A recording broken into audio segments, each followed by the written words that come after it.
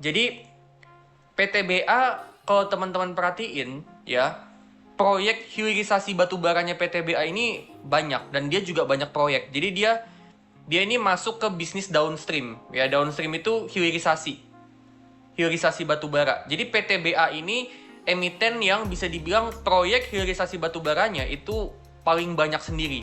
Kalau dibandingin sama emiten-emiten batu bara lain, batu bara ini proyeknya banyak, teman-teman. Ya. Dan PTBA ini saham perusahaan batu bara yang banyak jualan batu bara itu ke domestik ya. Porsinya sekitaran 55% ke domestik, 45% ke ekspor. Nah, PTBA ini dia ada ngeluarin capex, teman-teman. Jadi dia mau investasi buat ngembangin bisnis batu baranya itu dengan cara dia ngebangun rel kereta api. Jadi dia ada proyek ngebangun infrastruktur logistik, which is rel kereta api. Jadi dia ada proyek angkutan batu bara dari Tanjung Enim ke Keramasan. Ya, jadi dia lagi ngebangun infrastruktur untuk nantinya bisa menunjang kinerja operasionalnya itu supaya jadi makin bagus. Ya, jadi PTBA ini utamanya dia ngembangin infrastruktur logistiknya untuk ningkatin kapasitas volume angkut dan juga ningkatin kinerja operasional bisnis. Gitu ya. Mostly memang PTBA ini suka banget untuk ngembangin dia punya infrastruktur tambang, termasuk pengangkutannya itu, kereta apinya itu. Gitu ya. Itu tipikal PTBA, teman-teman. Ya, jadi kalau PTBA ini memang angkutannya dia ada kereta api juga selain dari kapal. Gitu ya. Nah, PTBA ini kenapa dia menarik sendiri? Karena PTBA ini kan BUMN ya. Jadi tentunya dia nanti akan jadi mesin dividen ya untuk Main ID sama Danantara ya. Jadi PTBA ini ya bisa dibilang sumber duitnya Main ID sama Danantara, meskipun dividen yieldnya lebih kecil tahun ini ya, dia nyisihin dividen yang lebih sedikit ya. Tapi gue ngelihat bahwa PTBA ini dia nantinya akan diuntungkan dengan adanya kebijakan-kebijakan pemerintah, proyek-proyek Danantara, terutama DSDI ya, Danantara Sumber Daya Indonesia. Ya, terus kalau Main ID juga ada kebijakan, dia juga diuntungkan gitu. Jadi, gue ngeliat PTBA ini yang story-nya tuh paling banyak dan paling menarik gitu, story ke depannya. Ya, bisa aja PTBA ini diuntungin dari kebijakan Danantara, terutama lewat DSDI, Danantara Sumber Daya Indonesia ya, ekspor satu pintu itu. Nah, itu kan bisa aja nanti ada kebijakan-kebijakan yang berpotensi nguntungin si PTBA. Gitu. Nah, PTBA ini selain dia tadi ngembangin infrastruktur logistik, ya, dia ngembangin pengangkutannya dia ada proyek ngangkut batu bara ya, dia ada proyek pembangunan rel kereta api untuk ngangkut batu bara dari Tanjung Enim ke Keramasan, untuk nantinya ningkatin volume pengangkutan. Nah, selain dari itu, dia juga ada proyek pembangkit listrik tenaga solar ya. Jadi PTBA ini juga udah masuk ke renewable energy, teman-teman. Dia udah masuk ke bisnis pembangkit listrik solar. Ya, pembangkit listrik tenaga surya. Jadi udah masuk ke renewable energy, dan PTBA ini punya proyek hilirisasi ya. Yang mana dia punya proyek itu mengubah batu bara jadi dimethyl ether. Ya, yang mana dimethyl ether ini nantinya digadang-gadang akan jadi penggantinya LPG. Ya, jadi dia akan jadi bahan bakar yang lebih ramah lingkungan. Gitu. Jadi dia mau ngebuat supaya batu bara ini tetap ada nilai ekonomisnya. Nggak cuman batu bara ini buat pembangkit listrik tenaga uap doang, nggak cuman kesana doang, tapi ada nilai ekonomisnya. Ya, batu bara bisa diubah jadi sesuatu yang punya nilai ekonomis. Yang mana nantinya kalau kayak gitu itu bisa terjadi, terwujud, maka batu bara itu permintaannya akan meningkat. Permintaannya akan tetap besar meskipun sudah adanya transisi energi. Meskipun renewable energy mungkin udah merajalela, tapi tetap batu bara itu ada gunanya. Jadi ada permintaannya gitu ya. Nah, jadi dia punya beberapa proyek ya, kayak batu bara jadi dimethyl ether, batu bara jadi synthetic natural gas. Ya, terus dia juga ada ngubah batu bara jadi artificial graphite and anodized untuk jadi bahan baku pembuatan baterai kendaraan EV, teman-teman. Ya, itu nantinya akan jadi bahan baku baterai lithium ion, ya. Terus dia juga ada ngubah red kaliandra jadi wood pellet ya, yang mana itu diklaim sama manajemen bisa ngurangi emisi karbon. Jadi batubara ini punya, si PTBA ini dia punya proyek batubara itu cukup banyak, gitu. Si PTBA ini punya banyak proyek untuk hilirisasi batubara, yang mana itu menurut gua akan menguntungkan, gitu, menguntungkan si PTBA. Jadi story-nya yang paling banyak sendiri. PTBA ini yang story-nya paling banyak sendiri. Kita coba lihat ya teman-teman ya. Untuk untuk labanya di kuartal 1 ini naik ya teman-teman ya, signifikan ya. Ya, meskipun revenue-nya nggak seberapa naik ya, tapi ada ada kenaikan laba yang signifikan. Gitu ya. Terus untuk PTBA, untuk PTBA dia di kuartal 1 2026 ini cukup bagus teman-teman, dimana cash flow-nya bisa positif ya. Cash flow-nya bisa positif. Sebenarnya PTBA ini bisnis yang secara fundamental tuh bagus, tapi kita lihat nanti proyeknya ini apakah berhasil. Proyek-proyek kayak tadi ya, batubara jadi di methyl ether, batubara jadi synthetic natural gas, batubara jadi artificial graphite dan anodized, itu apakah berhasil? Soalnya kalau itu berhasil, maka yaitu akan ngebuat batubara itu permintaannya tetap besar karena ada gunanya, gitu. Dan yang gua tahu si PTBA ini juga dia ada mau ngebangun pembangkit listrik tenaga co-firing. Jadi co-firing itu energinya tuh ada dua. Yang pertama batubara, yang kedua biomasa, gitu ya. Jadi lebih rendah karbon. Bumi Resources. Jadi Bumi Resources ini story-nya itu adalah dia ekspansi bisnis ke tambang non batubara, di mana dia ekspansi ke tambang kayak tambang emas, tembaga sama bauksit.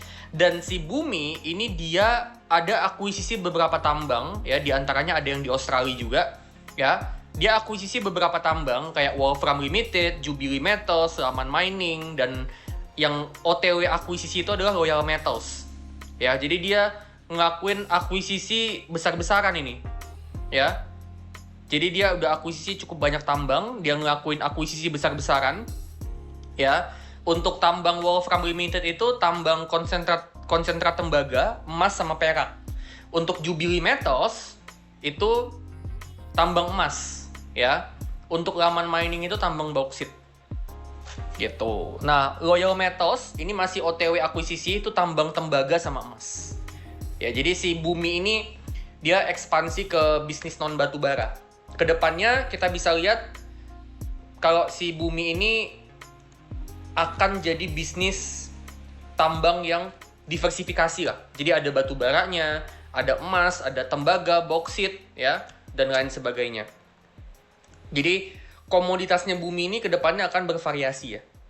Dan Bumi actually memang di kuartal 2-nya bagus teman-teman ya.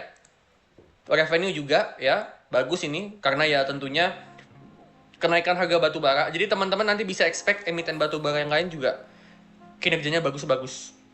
Ya, jadi Bumi buat teman-teman yang pengen invest di Bumi ya, pastiin kalian itu memang udah punya keyakinan bahwa Bumi ini dengan dia nanti ekspansi ke bisnis tambang non batubara, bisnisnya itu akan bagus. Pertumbuhan pendapatannya akan kencang, pertumbuhan labanya kencang. Nah, itu kalian harus yakin dulu. Kalau memang kalian yakin bahwa bisnis tambang non batubara ini akan signifikan efeknya, akan masif banget efeknya untuk Bumi, bisa numbuhin pendapatan dan labanya Bumi, maka teman-teman ya bisa invest di Bumi untuk beberapa tahun ke depan.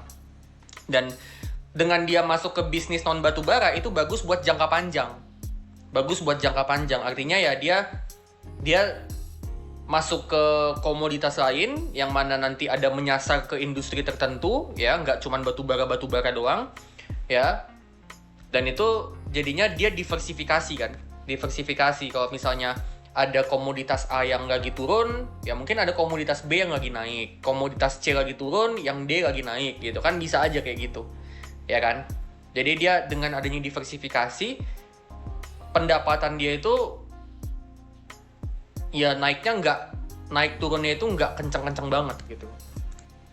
Kedepannya Bumi gue ngeliat akan jadi tambang mineral ya, tambang mineral, tambang emas, tambang tembaga, dan bahkan mungkin dominannya ke sana gitu. Dalam jangka panjang ini bumi ini dominannya akan ke metals, minerals gitu, yang mana metals ini kegunaannya nanti banyak kan, kegunaannya banyak, ada yang buat chip, ada yang buat alumina dan lain sebagainya gitu. Nah, emiten yang berikutnya ini juga ada transisi ke renewable energy, dan itu adalah ITMG. Nah, ITMG ini punyanya Konglo Banpu Group ya, Banpu Group. Nah, ITMG hari ini naik teman-teman. Nah, ITMG ini emiten batubara yang utangnya itu kecil banget dan cash-nya itu gede banget teman-teman. Ya, lihat nih, cash-nya 13T ya. Total semua liabilitasnya tuh cuman 9T. Jadi cash-nya doang udah bisa ngelunasin semua liabilitas. Ini bagus banget. Artinya dia punya sisa kas buat dipakai buat bagi dividen, buyback, ngembangin bisnis dan lain sebagainya. Dan ITMG ini aksi korporasinya juga kenceng teman-teman. ITMG ini aksi korporasinya kenceng ya, mulai dari dividen, dia juga ada buybacknya jumbo juga ya. Dan ITMG ini bukan cuman dia di batubara doang, tapi ITMG ini juga ada masuk ke bisnis renewable energy lewat PT ITM Bhinneka Power. Jadi dia ngembangin pembangkit listrik tenaga solar, itu ada dikembangin sama ITMG. Terus ITMG ini juga dia masuk ke bisnis tambang nikel, di mana ITMG tahun lalu itu dia beli 9,6% kepemilikan di saham Adi Kartiko Pratama atau kodenya itu NICE, yang mana itu adalah saham perusahaan nikel. Jadi ITMG ini masuk ke nikel juga. Jadi dia diversifikasi energi dan komoditas. Nggak cuman batu bara doang. Cuman memang untuk tahun 2026 ini ITMG ini masih dominan di batu bara. Gitu ya. Nah, ITMG sendiri ini secara cash flow juga cukup bagus teman-teman. Dimana cash flow-nya ini overall bisa positif untuk operating cash flow-nya. Meskipun untuk free cash flow itu ada minus-minusnya. Ya. Kadang-kadang dia capex-nya bisa gede gitu kan. Jadi naik terus turun, naik lagi gitu. Jadi capex-nya itu kadang-kadang bisa gede ya. Dan itu ngebuat kadang-kadang free cash flow-nya bisa negatif. Tapi overall operating cash flow-nya bisa positif kecuali Q3 2025. Nah, ini menandakan bahwa ITMG ini actually dia bisa generate cash flow dari bisnisnya. Beneran generate cash flow gitu. Itu bagusnya ITMG. ITMG ini menurut gua kemampuan dia mengelola keuangannya itu bagus. Dia dari sisi laporan keuangan kan bagus. Menurut gue yang paling bagus dari segi laporan keuangan itu ITMG. Tapi memang ITMG ini bukan yang terbaik dari segi story, bukan. Yang menurut gue yang menarik dari story itu si PTBA sama Bumi.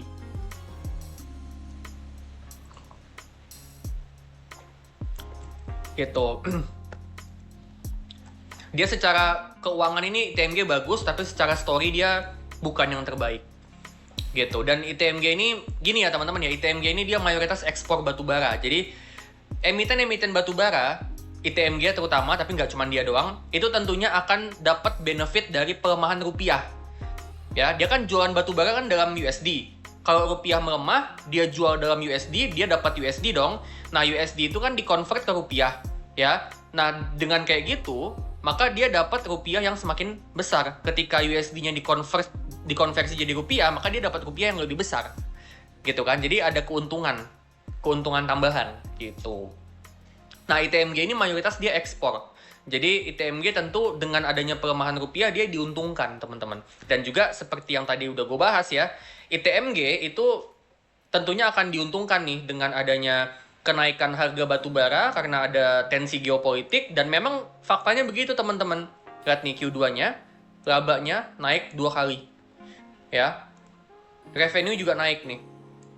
Gitu ya. Jadi memang actually ITMG ini diuntungkan dari yang pertama kenaikan harga batu bara, yang kedua pelemahan rupiah. Dan Q3 gue ngeliat juga masih akan lanjut trennya meskipun kenaikannya nggak akan sesignifikan Q2. Gitu ya. Q3 ini nanti batu bara ini akan cukup bagus. Ya, camkan nih, Q3 batubara masih akan bagus. Tapi untuk Q4 nanti kita lihat lagi. Ya. Jadi ITMG ini bagus di keuangan, bagus di aksi korporasi. Ya, dia ada buyback juga, dividennya juga lumayan gede. dia juga punya cash yang banyak, artinya dia kedepannya masih bisa tuh. Kalau misalnya dia mau akuisisi itu masih bisa, ya.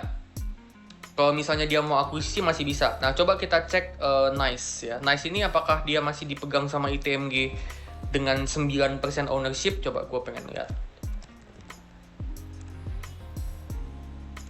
Kepemilikannya ITMG itu masih 9% nggak ya? Oh, masih 9% ya. Ya, jadi dia masuk ke bisnis nikel nih si ITMG lewat si Adi Kartiko Pratama atau Nice. Gitu ya.